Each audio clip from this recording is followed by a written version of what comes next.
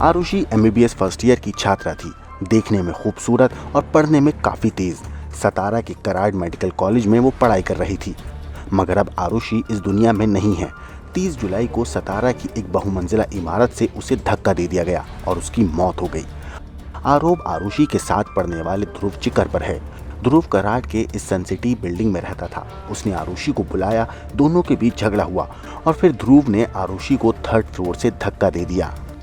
दोनों के बीच में दोस्ती थी, पर कुछ दिनों से दोनों के बीच में अनबन चल रही थी और उसकी वजह यह बताई जा रही है कि ध्रुव को शक हो गया था कि आरुषि का किसी और से संबंध है या वो उसे किसी तरीके से धोखा दे रही है। और इसी को देखते हुए ध्रुव ने आरुषि को अपने घर पर बुलाया, जहां पर वो किराए के घर में रहता था। वहां पर दोनों के बीच में अनबन हुई, हीटेड आर्ग्यूमेंट हुई और उसके बाद ध्रुव ने आरुषि को दूसरी मंजिल के बालकनी से धक्का मार दिया, जिसकी वजह से आरुषि की जगह पर ही मृत्यु हो गई। 30 तारीख को कराड शहर में एक घटना घटी है।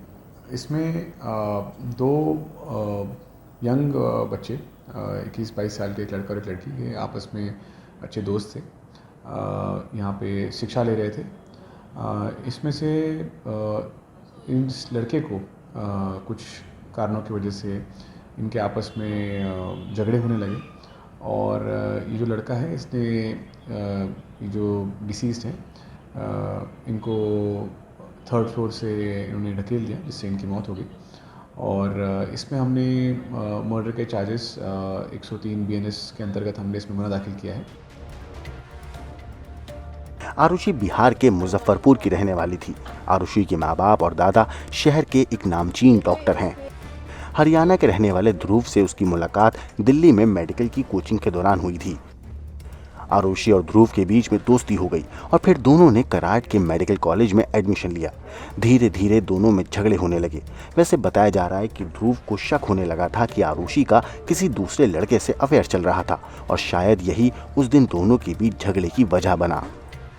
तरीके से बच्ची जो है वो गिरी, जो डेथ हुआ है वो पूरा fracture and severe injury on the back of the head है। तो कोई गिरता है, अगर पुश किया गया तो बैक ऑफ द हेड पे गिरेगा। जो आरोपी है वो उसने फ्रेम किया है कि हमारे बीच में, बिकॉज कोई और था नहीं, वो दोनों, एक तो चली गई बेटी, दूसरा ये है, यही दो लोग थे। तो उसने ये फ्रेम करके बताया क्योंकि हमारे से पहले उसके फादर आ गए थे, उन लोग से स्टेटमेंट पहले ले लिया कर चुका है। हमें बताया नहीं गया क्या स्टेटमेंट, बट जैसे पुलिस की बातचीत हो रही थी तो पता चला कि वो उसने कहा है कि लड़ाई झगड़ा हुआ किसी बात पे और उस बात पे वो गुस्सा करके नीचे कूद गई। बट कोई भी कूदता है तो सर के बल गिरेगा। वहाँ डॉक्टर्स ने कहा कि अगर सर के बल गिरती तो बच जाती, लेकिन क्योंकि इसके बल गिरी, इतना ब्लीड की कान से कि वो मतलब 25 एड्रेनालिन CPR आधा घंटा तक नहीं बचा जाए। वैसे आरुषि की मां के मुताबिक ध्रुव का पुरुष स्वाभिमान अक्सर आड़े आता था और वो आरुषि को टॉर्चर किया करता था। इस बात की जानकारी आरुषि के परिवार वालों को भी थी।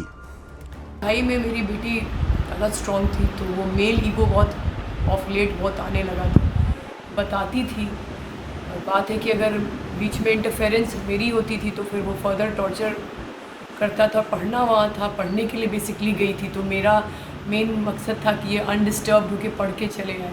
तो इसलिए बहुत ज़्यादा इंटरफेयर, मैं उसे यही एडवाइस करती थी कि इग्नोर करना है। आरुषि अब दुनिया में नहीं है। मुजफ्फरपुर में उसके घर पर मातम पसरा है। किसी को यकीन नहीं हो रहा कि उनकी लाडली अब कभी लौट कर नहीं आएगी।